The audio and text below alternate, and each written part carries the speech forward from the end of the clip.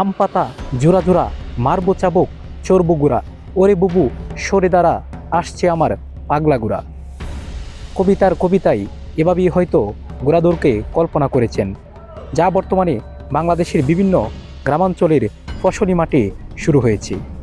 আর এসব ঘোড়াদৌড় প্রতিযোগিতা যে কত জনপ্রিয়, কতটা মানুষের আবেগের আর ভালোবাসার, তা দুপাশে সারিবদ্ধ হাজারো মানুষের সমাগম দেখলেই বোঝা যায়।